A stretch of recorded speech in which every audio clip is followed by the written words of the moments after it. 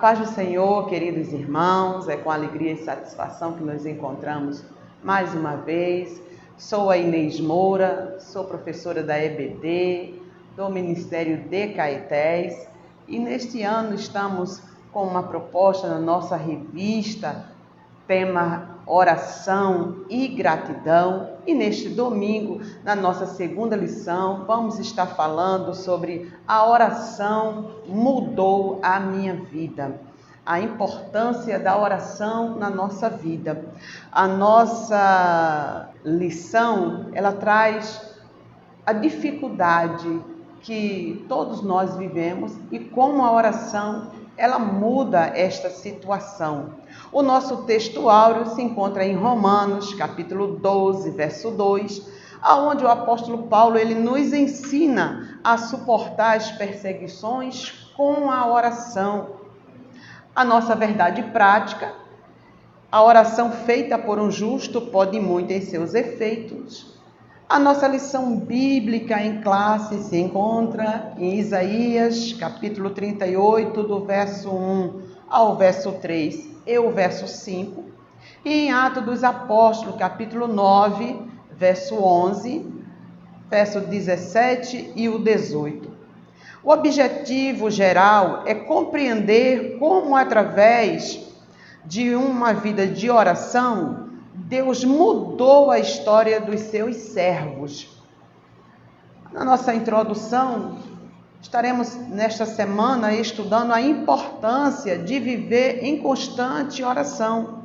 É um desafio diário, haja vista que vivemos em pleno século XXI, uma vida corrida.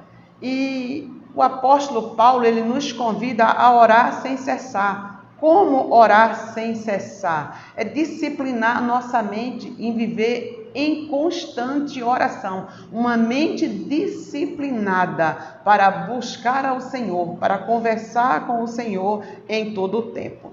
A Bíblia enfatiza que os irmãos foram agraciados por Deus através do seu fervor, do seu clamor, da sua busca para com Deus. E esses homens e mulheres de Deus tiveram as suas vidas transformadas porque tiveram uma vida de oração. Entre eles, nós encontramos Ana, uma mulher que busca o Senhor, que faz um voto a Deus e tem a sua petição atendida, né? Eu costumo dizer que Ana, ela fechou uma parceria com Deus e Deus atentou para o seu pedido e deu-lhe vitória. Nós temos o próprio rei Ezequias, que é um personagem desta lição, que ele ora e Deus muda a sua história.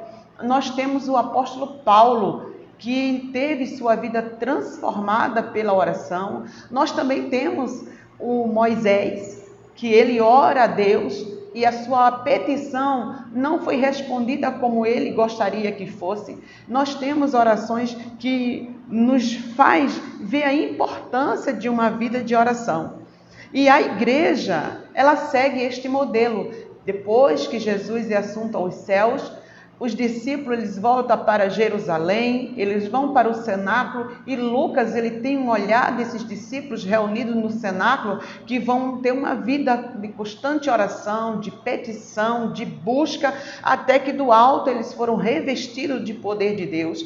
E mais adiante nós vamos ver que a igreja, as irmãs, os irmãos estão reunidos na casa de Maria, né, a mãe de João Marcos, orando justamente por Pedro que está preso. E a oração da igreja, ela entra ao coração de Deus. Ele envia um anjo e ele liberta Pedro da prisão. E Pedro vai justamente para a casa de Maria, onde os irmãos estão reunidos em oração e agradece a Deus, conta para os presentes como foi este livramento diante dessa tão maravilhosa ação de Deus através das orações. O nosso primeiro tópico, vamos falar sobre a oração, o conceito de oração.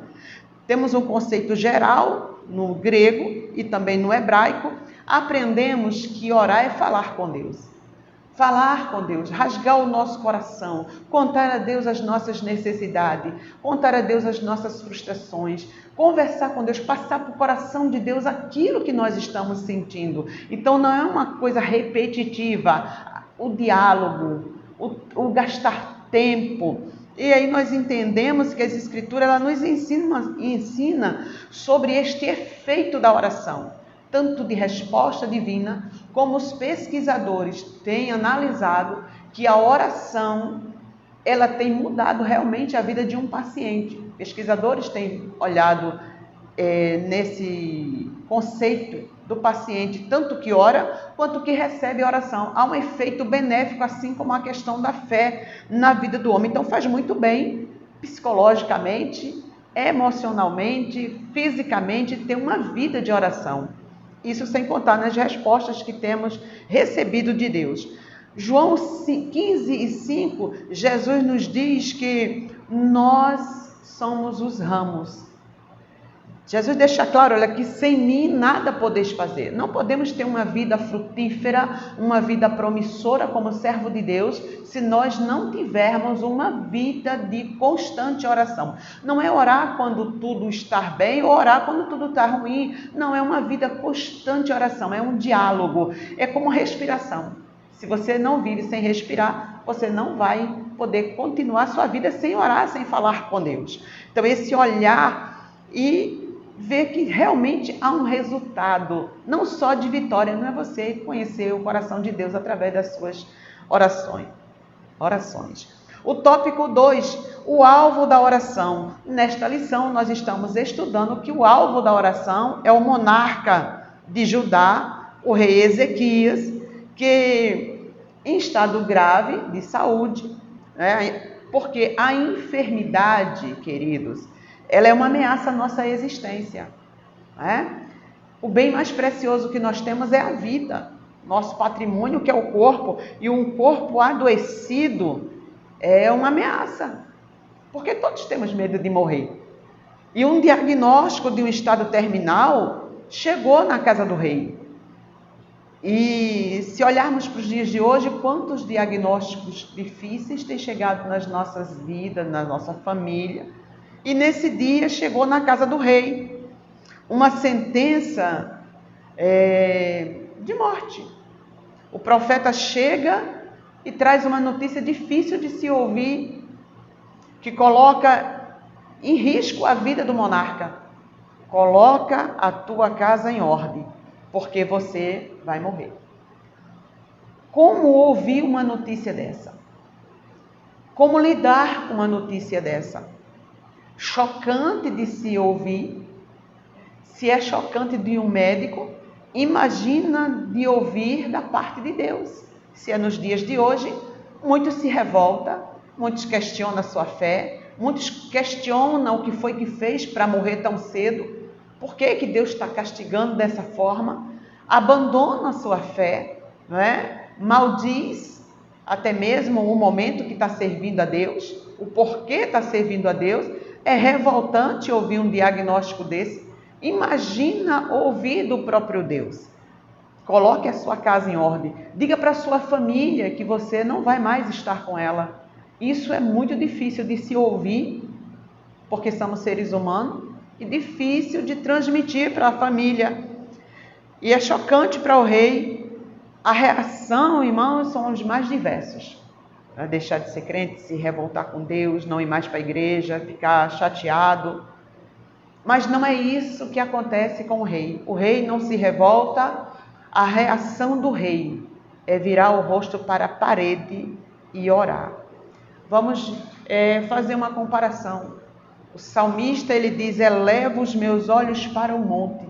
De onde me virá o socorro? Quem está dizendo que pode mudar a sua vida é Deus. E ele está dizendo que naquele momento ele tem uma sentença para você. Como lidar com essa situação? Eleva os meus olhos para o monte. O salmista, ele continua adorando a Deus, dizendo que em meio às suas dificuldades, ele eleva os olhos, não tem resposta. Mas o seu socorro vem do Senhor que fez os céus e a terra. E é isso que acontece com o rei. O nosso tópico 3, ele fala de uma intercessão, da intercessão, desta adoração, desta oração. E o rei ouve o mensageiro e não se revolta com o mensageiro, porque temos um problema, nos revoltar com o mensageiro, não aceitar a mensagem, fazer de conta que não está ouvindo o que Deus está dizendo. Já imaginou Deus falar para nós uma sentença tão difícil de se ouvir? Mas a sua atitude é de buscar aquele que tem o poder de dar vida, também tem o poder de tirar a vida. Deus, ele é quem dá a vida e ele é quem tira a vida, ele é quem faz descer a sepultura e quem faz subir dela. Então, há uma saída para o rei, que é virar o rosto para a parede e fazer uma oração de contrição, uma introspecção. E ele diz que ele ora: ó Senhor, lembra-te, peço-te, examine, veja que eu andei diante de ti, o meu coração perfeito, reto, eu fiz o que era agradável aos teus olhos. É uma oração de confissão, de reconhecer, porque também ele exalta-se e ele faz esse reconhecimento, ele confessa a sua conduta, porque nós temos sempre aquela questão de olhar que sempre o outro erra. Temos dificuldade de reconhecer que erramos, temos a dificuldade de reconhecer que precisamos melhorar, e ele reconhece a sua conduta, que muitas vezes falha, e ele chora muitíssimo. Ele se humilha por ter um coração exaltado. A oração de arrependimento do rei. Logo, o rei tem um recurso, e o recurso é a oração. Quem pode tirar a vida, também pode dar. Quem dá a sentença, quem tem o poder de sentenciar, ele também tem este poder de revogar a sentença. E cremos, quantas vezes o diagnóstico médico diz: olha, tem 6 meses de vida. A pessoa vive 15, 20 anos. Diz: olha, não vai nascer, não vai ter sucesso na vida. E Deus, ele muda essa sentença, porque verdadeiramente a última palavra é a de Deus. O nosso tópico 2 fala do poder da oração. E a oração do rei é uma oração sincera. E o salmista, louvando a Deus, ele diz: olha, é por causa da opressão do pobre e do gemido do necessitado, me levantarei agora, diz o Senhor. E é por causa da oração do rei que o Senhor se levanta, o Senhor age, o Senhor fala com o rei através de uma resposta. Deus, ele fala conosco através das respostas. E o profeta ainda nem tinha saído do palácio, quando ele recebe a resposta, e ele volta para o rei. E o Senhor diz para ele que ouviu a sua oração. A vida é uma dádiva, é um dom de Deus. Viver é muito bom. Viver é muito bom. E o rei, ele ora, e Deus, ele acrescenta 15 anos, que maravilha! A resposta chegou com um acréscimo de 15 anos, maravilha de Deus, atentou para a oração do rei que estava em aflição, que estava em angústia, né? O homem sabe que tem por certo a morte, e a sua morte, o seu diagnóstico leva ao desespero, o medo, a aflição, né? Meu prezado irmão, creia que Deus tem resposta para a sua oração. O rei, ele sabe agora que tem mais 15 anos de vida, mas também ele tem uma outra informação, que eu não sei como você e eu viveríamos tendo esta informação. Você tem mais 15 anos de vida, mas cada dia que ele vive, ele sabe que está diminuindo os seus dias de vida na terra. Uma coisa ele tem por certo, que com 15 anos ele vai morrer, e agora não tem mais recurso. Como você lida com isso? Como será que o rei viveu os seus dias sabendo que cada dia vai diminuindo a sua chance de vida? Mesmo tendo uma resposta de Deus, ele agora vai conviver com esta realidade, não é? Porque uma coisa, todo mundo sabe que vai morrer, só nós não sabemos o dia nem a hora, não é? E às vezes as doenças, elas facilitam esta compreensão, este preparo. Quando nós olhamos para a questão da enfermidade e da doença no Antigo Testamento, que os pais, eles chamavam seus filhos, ele tinha o aconchego dos filhos, esse conforto dos filhos. Nós vemos isso com Jacó. Hoje não é assim, né? Hoje é completamente diferente, mas a oração muda a nossa situação. A oração de gratidão, sermos gratos a Deus. A oração de gratidão é reconhecer o favor recebido tanto dos homens como de Deus. Porque não é só ser grato a Deus, ser grato aos homens. Quantas vezes somos beneficiados por alguém, quantas vezes temos a nossa vida alcançada por alguém e nós somos ingratos para com essas pessoas. Nós não reconhecemos o favor que ela nos fez, o acolhimento que tivemos, a assistência que recebemos, o suporte que nos foi dado, não é? Muitas vezes desempregado, alguém faz a ponte, muitas vezes quem tem um ministério, alguém faz a ponte e nós somos ingratos, nós não lembramos dessas pessoas. Essas pessoas realmente ela fica no passado, mas a pessoa que ela é grata às pessoas, ela é grata a Deus, ela é grata à vida, ela é grata pelo momento, ela é uma pessoa de bem com a vida. Louvado seja o nome do Senhor. E ser grato é reconhecer os benefícios recebidos tanto dos homens como de Deus. Em um cântico, o rei ele externa o seu ânimo. Porque Jesus disse, olha, no mundo tereis aflições, mas tem ânimo, tenha bom ânimo, tenha uma alma animada. Como é que você tem uma alma animada sabendo que está doente e que vai morrer? E o salmista, ele deixa isso muito bem claro, louvando a Deus. O salmista Davi, ele é um cantor suave de Jerusalém e ele declara seu amor por Deus de forma maravilhosa. A glória seja dada ao nome de Jesus. E o rei, ele louva a Deus, né? E ele diz como é que está a sua alma. Ele vive uma grande amargura. Podemos imaginar a amargura do rei sabendo que vai morrer. E não foi o médico que disse, foi o próprio Deus que falou.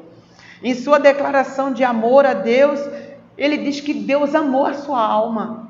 Que coisa linda saber que Deus nos ama. Não é somente falar que Deus nos ama, mas os atos de Deus demonstram o seu amor por nós. Os atos de Deus demonstram que Ele preocupa-se conosco. Glória seja dada ao nome de Jesus, porque o salmista e o rei também demonstra essa compreensão. O rei sente-se amado por Deus. Ele sente seus pecados perdoados. Oh, irmãos, como é bom saber que o Senhor ele atenta para a nossa oração e Ele perdoa os nossos pecados. E o rei, ele sente que os seus pecados foram perdoados. Uma oração de gratidão a Deus. Ela começa com louvor a Deus pelo que Ele é. Eu louvo a Deus pelo que Ele é. Pelo que Ele é, a sua grandeza, um Deus tão grande que para nos ouvir. Eu adoro a Deus pelo que Ele faz, é a minha oração de gratidão, pelo que Ele fez, pelo que Ele faz e pelo que Ele ainda vai fazer. Bendize a minha alma ao Senhor e tudo que há em mim, bendiga seu santo nome. Davi, um cantor suave de Jerusalém, ele declara seu amor e sua gratidão pelas bênçãos recebidas de Deus. E é lindo você ver Davi louvando a Deus. Eu te amarei, Senhor, de todo o meu coração. Tu és a minha fortaleza, Tu és o meu libertador, Tu és o meu rochedo. Coisa linda, o Senhor é o meu lugar seguro, o meu lugar onde eu posso buscar um abrigo, onde eu posso me refugiar. Eu invocarei o Teu nome porque Tu és digno de louvor e ficarei livre dos meus inimigos. Quantos inimigos Davi não tinha, mas ele declara seu amor, a sua gratidão, ele declara a sua vida de oração a Deus. Coisa maravilhosa. Meu libertador, nele confiarei. Veja que Davi deposita a sua oração, a sua adoração e a sua confiança em o seu rochedo, seu escudo, seu baluarte, em quem ele busca confiança. Maravilha de Deus. O nosso tópico 3 fala do dever de orar. O primeiro tópico aqui fala sobre a oração escassa, a falta de oração. E uma das histórias de Israel que me marca olhar uma grande derrota, é uma farsa. Não foi com armas, não foi um exército, não. uma farsa muito bem tecida, com fingimento, protagonizada justamente pelos gibeonitas, uma mentira, um disfarce, e nós somos levados pela aparência. E a aparência dos gibeonitas de vir realmente de uma terra distante, do pão velho, da roupa velha, do estado que eles estavam, a sua aparência falou muito. E ao invés de Josué consultar a Deus, isso também nos faz pensar essa autoconfiança que nós temos. A alta confiança, eu sei, eu posso fazer um exame. E ao invés de Josué, ele buscar ao Senhor, ele consultar a Deus, se podia fazer essa parceria, se podia fazer esse negócio, se tinha realmente que fazer, ao invés de ele tirar o seu tempo de buscar ao Senhor, ele não faz. Em meio a tudo isto que ele vê, ele acredita. Irmãos, e como somos enganados pela aparência? Somos levados, somos conduzidos a acreditar no que os nossos olhos veem. E eles acreditaram, os anciões acreditaram, o povo acreditou na sua fala, na sua aparência, toda aquela farsa muito bem tecida. Um grande teatro foi montado e eles acreditaram. Depois que fecharam o negócio, descobriram, depois do acordo de paz, não é? Depois do acordo fechado é que eles descobriram a grande farsa. Mas isso acontece justamente porque faltou o princípio da oração. Nunca pense que você sabe tudo. Então, não há uma necessidade de orar. A priori não tem necessidade, mas busque o Senhor em oração que Ele vai nos conduzir. O crédito da aparência era enganoso. E Josué foi enganado por não consultar a Deus. Você vai encontrar isso na história de Josué. Existem situações, queridos irmãos, que a priori não é necessidade nenhuma de orar, de gastar tempo, de consultar ao Senhor. A princípio não há uma necessidade de orar, mas eu lhe recomendo que busque ao Senhor, porque Ele conhece o amanhã. O Senhor, Ele sabe aonde está o mal. E o exemplo é do profeta Eliseu, que ele ora enquanto os soldados e o rei marca uma guerra, marca os pontos estratégicos, Deus se revela para Eliseu, dizendo para o povo, para os soldados, não irem porque tem uma emboscada armada. Então, nós olhamos e vemos que a oração, ela também nos livra das armadilhas. Quantas decisões precipitadas por falta de oração? Quantas escolhas erradas, quantos negócios mal sucedidos, negócios frustrados, quantas compras foram feitas, quantos negócios que podia ter sido adiado, mas por falta de uma consulta a Deus, foi um grande prejuízo. Quantos prejuízos tomamos porque nós somos precipitados, nós olhamos o cenário e dizemos, não, é o melhor para mim, o melhor é orarmos, consultar a Deus, mas em pleno século XXI, no nosso corre-corre, não temos tempo de consultar a Deus. Deus, é da tua vontade? O Senhor me permite? Eu posso fazer? Eu posso ir? Eu posso comprar? Aí você pode dizer assim, mas isso não tem necessidade.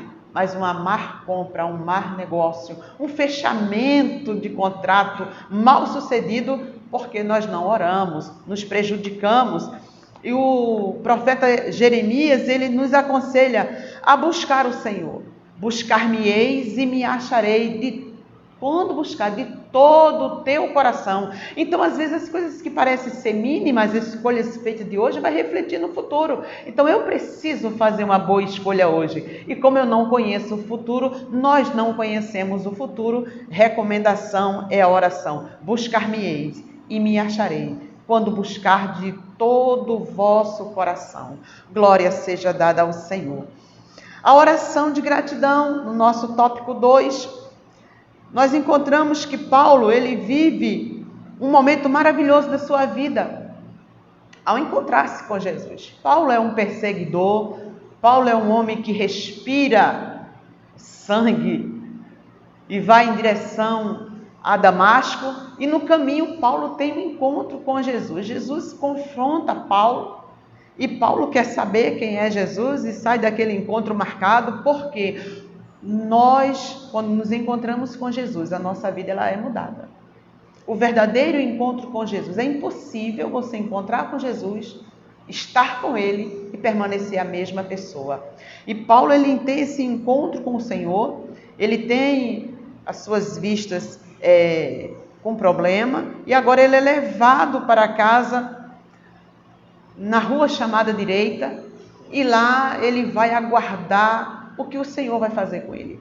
E a Bíblia nos diz, em Atos capítulo 9, muito interessante, que Deus, ele avisa a um profeta chamado Ananias, e diz para Ananias que Ananias vá à rua chamada Direita, porque lá vai encontrar Paulo, ou Saulo, orando. Quando o profeta diz para o Senhor que tem escutado sobre Saulo, o perseguidor da igreja, que tem feito muitos males ao povo, ele é informado de que Paulo está orando. Então, se Paulo está orando, alguma coisa está mudada, alguma coisa aconteceu com este homem. E ele vai à rua chamada Direita, e ele encontra realmente Paulo orando, e ali Paulo é informado daquilo que Deus tem a fazer na sua vida. Vai, porque este é para mim um vaso escolhido, e eu lhe mostrarei quanto vai padecer por amor ao meu nome. Irmãos, a oração, ela é maravilhosa na nossa vida. Enquanto Paulo ora, Jesus se manifesta ao profeta e diz: vá lá, porque ele é um vaso escolhido para mim, eu tenho um negócio com ele é um potencial, e eu vou mostrar quanto ele vai padecer. E observando a história de Paulo, nós vamos ver que é um homem dinâmico, atuante, que Deus é com ele. Glória a Jesus. E é grato pela oração, ele recebe a oração, ele tem as vistas curada, transformada, as escamas caem dos seus olhos, e agora Paulo, ele é um homem de oração. E nós vamos ver, irmãos, a oração de Paulo, que ele é grato, e ele nos ensina a orar sem cessar. Ele nos ensina em Efésios capítulo 1, verso 16, capítulo 3, verso 14 ao 19, ele nos ensina a orar com um coração alegre. Paulo, ele tem um dinamismo interessante, ele disse: alegrai-vos. Enquanto Paulo está preso, ele está preocupado com os irmãos. Paulo tem um coração alegre, um coração que contagia. A sua oração externa isso. Paulo reconhece quem lhe assistiu e quem cuidou de suas feridas. Paulo é um homem grato. E nós encontramos isso justamente quando ele escreve tanto aos Filipenses, quando ele escreve também a carta aos Colossenses. Paulo, ele é grato aos Filipenses, que envia seu melhor obreiro para cuidar de suas feridas, para cuidar dele na prisão. Escolhe o melhor, levando presentes, levando oferta, levando mantimento e levando o apoio. Não é? O gastar tempo em estar com um prisioneiro é o melhor obreiro que existe naquela igreja, que é enviado para cuidar do servo do Senhor. E chegando lá, Epafrodito fica enfermo, e agora o coração de Paulo também se angustia, porque aquele que veio para lhe ajudar está doente. E Paulo diz: olha, eu agradeço a Deus, porque Deus me poupou de perder o meu amigo, de perder o meu companheiro, de perder aquele que vocês enviaram como melhor. E é maravilhoso ver como Paulo honra o seu amigo, o seu companheiro de prisão, o seu companheiro de angústia, não é? Sem limitado do seu ir e vir. Ele disse: receba Epafrodito, faça festa para esse homem, acolha esse homem, cuide desse homem, porque esse homem, ele me fez muito bem. A oração de Paulo, uma carta de gratidão, uma carta de reconhecimento, uma carta de honra. Receba-o em sua casa, faça festa, receba com alegria. Esta é a gratidão de Paulo em reconhecer que alguém deixou. Ele disse: olha, ele estava doente, mas eu também gostaria que ele ficasse conosco, comigo, cuidando de mim, mas eu preferi enviá-los de volta para que eu esteja agora com a família, ter o conforto dos amigos, o conforto dos irmãos, porque isso é saúde emocional, isso também faz bem à saúde mental. E Paulo, ele é grato, ele disse: eu recebi os presentes, Eu recebi as ofertas que vocês me enviaram. Paulo reconhece os irmãos que lhe assistiram. Paulo também, ele é tão sincero que ele usa de franqueza. Ele diz quem lhe acolheu, ele diz quem lhe abandonou, ele diz quem lhe deixou sozinho. Ele diz que Febe, como diaconisa, como representante da igreja de Sinclair, foi patrona, cuidou dele. E ele disse, receba esta mulher, cuide dela. Ela é benfeitora.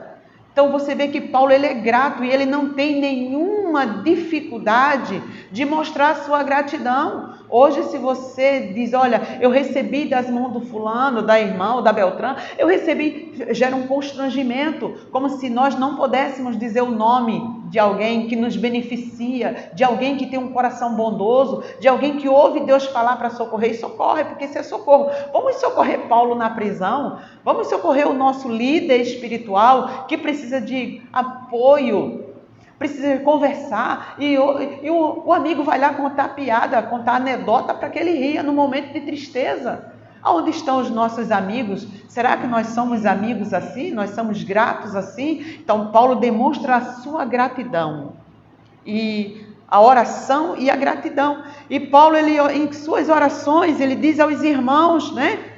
Ele não ora para que os irmãos tenham bens materiais, mas Paulo, ele diz para os colossenses, eu não cesso de orar por vós. Paulo tem um cuidado de viver uma vida de constante oração. Eu não cesso de orar por vós desde que eu tomei o conhecimento da vossa fé, da vossa sinceridade em meio às perseguições. E a oração é interessante de Paulo, que ele diz, olha, eu oro para que vocês sejam cheios do Espírito Santo. Você, irmão, já imaginou o seu companheiro, a sua companheira orando por você para que você seja cheio do Espírito Santo? Metade dos nossos problemas seria resolvido se nós fôssemos cheios do Espírito Santo constantemente. Paulo disse, eu oro para que vocês tenham sabedoria. Que coisa maravilhosa sermos sábios, porque recebemos o conhecimento e externamos esse conhecimento com as ações que fazemos, se somos sábios ou não. Glória a Deus. Paulo disse, eu oro para que vocês tenham inteligência espiritual. Que maravilha saber que tem um irmão, um companheiro que é grato a Deus pela minha vida, pela sua vida, e diz, Senhor, abençoa o meu irmão, dando a ele inteligência espiritual. Abençoa meu irmão para que ele tenha uma vida digna.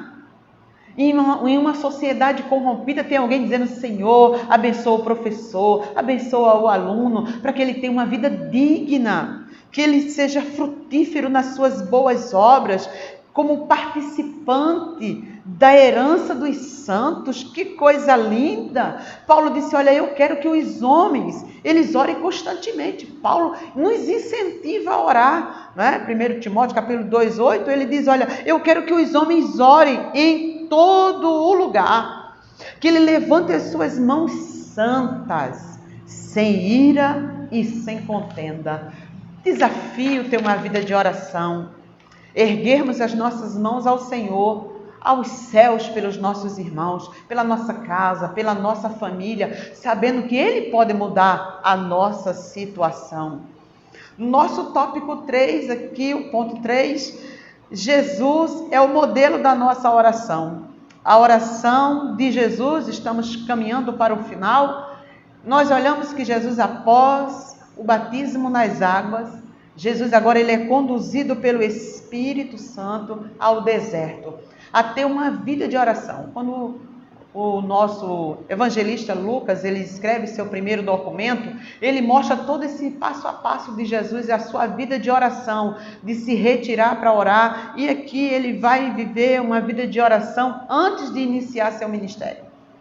Nós precisamos entender que a obra não é nossa, a obra é do Senhor, e nada eu posso fazer para o Senhor sem consultá-lo, sem saber o que Deus quer. Eu costumo dizer que estar em uma posição é ótimo, maravilhoso. O grande problema é saber o que eu vou fazer nessa posição. O que é que Deus espera de mim?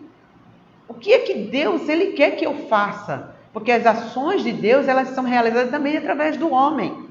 não é? E Deus mostra isso com Moisés. A grande realização de Deus é mostrada aos homens através de Moisés. Deus passa o tempo todo mostrando ao povo o que é com Moisés. Assim como Deus fez com Josué, mostrando ao povo que as ações dele eram realizadas através daquele que ele escolheu. Então, se estamos em uma posição para fazer esta obra, como é que eu vou fazer? De que forma? Quais são as estratégias de Deus? E como eu vou descobrir isso? Orando, buscando a Deus e compreender o que Ele fala, porque nem sempre o que Deus fala eu tenho a percepção, o entendimento de entender o que Deus está dizendo. E Jesus ele desenvolve uma vida de oração e jejum 40 dias. E lá ele sofre as tentações pelo adversário. E quando ele termina esse momento de oração, ele desenvolve seu ministério. E nós vemos isso trabalhado em Lucas muito bem. E Jesus ele começa o seu ministério fazendo prodígios e maravilhas. E uma das coisas que eu trago nessa lição sobre a gratidão e a ingratidão. O texto nos mostra a dificuldade que o homem tem de ser grato, de demonstrar a sua gratidão. Em Lucas capítulo 17, nós vamos ver que Jesus ele está andando, se conduzindo por aquele caminho, quando 10 leprosos surgem e pede a Jesus uma oportunidade, dizendo: mestre, olhe para nós. Ser leproso era viver fora da comunidade, ser leproso era viver fora da comunhão, da família, dos amigos, era perder o contato com a sinagoga, com o templo, era perder os seus bens, era perder o convívio dos amigos, retirado da sociedade, obrigado a deixar a cidade e viver no deserto ou nos lugares próprios para pessoas que não era só os leprosos, outras doenças também excluía o povo da sociedade para não dizimar a sociedade daquele momento.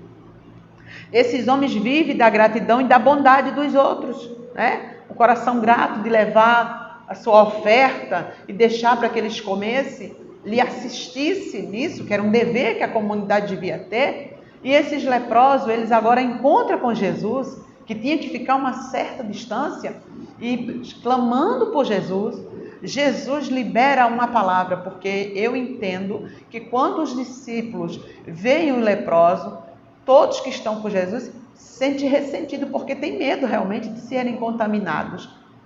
Então, uma pessoa que é uma ameaça à sociedade, pode trazer uma contaminação. E ele tem a oportunidade de ver Jesus, de estar com Jesus, de se dirigir a Jesus. E Jesus, na sua compaixão, no seu amor para com o homem, lhe dá uma segunda oportunidade. E diz para eles: vá, se apresente ao sacerdote. E eles vão caminhando. E nesse curso, eles são curados. Ser curado da lepra era voltar para o convívio da família. Amados irmãos, coisa boa é poder você voltar para a sua casa, o seu aconchego familiar, poder dormir em casa, comer em casa, ter os seus amigos, seus parentes. Vivemos isso na pandemia, sem poder ir e ver os nossos. Excluído de tudo isso, eles agora têm uma segunda chance de voltar e ter uma vida social, de ter uma vida religiosa, de voltar para a sinagoga, de poder ter acesso ao templo. E eles estão indo a caminho e eles percebem que são curados. E só um desses volta para agradecer a Deus. Só um volta para prestar o seu culto de gratidão, de dar seu testemunho de fé, porque isso é uma declaração de fé. Ele volta e ele diz para o Senhor que ele agora foi curado. E a ingratidão, ela é tão gritante que o próprio Jesus se admira. Diz: mas não foram 10 os curados?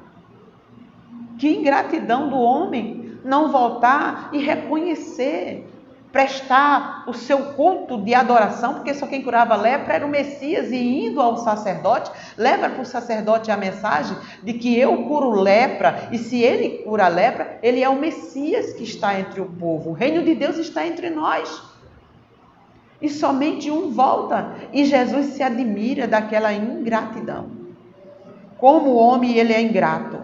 E vemos isso nos outros cursos, que no decorrer da história dificilmente alguém volta para prestar seu culto de gratidão, que é o que a mulher do fluxo de sangue faz. Ela, diante da multidão, ela faz uma declaração de fé. Fui eu, Senhor, quem te tocou. E ela externa que foi curada a sua gratidão, o seu louvor e a sua adoração. Então vemos isso que quando Jesus ora, em João 17, ele diz: Pai, eu dei para eles a minha palavra. E a palavra que é viva e eficaz, mais penetrante do que espada alguma de dois gumes. Ela é apta para discernir os meus pensamentos ocultos, meus pensamentos pecaminosos, os meus pensamentos de dissensão. O apóstolo Paulo, escrevendo a Timóteo, ele diz: olha, toda palavra, toda escritura divinamente inspirada, ela é proveitosa para ensinar. E hoje estamos sendo ensinados a viver uma vida de oração pela necessidade, porque somos carentes de ter uma vida e priorizar esta vida de oração em uma sociedade difícil. Na nossa conclusão, nesta lição, vimos momentos dolorosos e solitários vividos por homens e mulheres e como a oração é a chave para Deus operar o milagre. Tudo é possível ao que crê. Pede e dá-se-vos-á. Bata e certamente a porta vai se abrir. E a advertência de Jesus em Lucas 18 é que em uma sociedade onde vivemos, comendo, bebendo, trabalhando, onde o dinheiro fala mais alto, somos desafiados a viver uma vida de constante oração, perseverar na oração. O sistema nos mostra uma dificuldade tão grande que Jesus diz assim: quando o Filho do Homem vier, achará fé na terra? Em meio à apostasia e aonde a sociedade valoriza mais o dinheiro, a fé está escassa e a oração está escassa. Estamos desafiados a viver uma vida de constante oração. Que Deus em Cristo continue vos abençoando e oremos. O Senhor tem resposta para mudar a minha e a sua vida. Amém.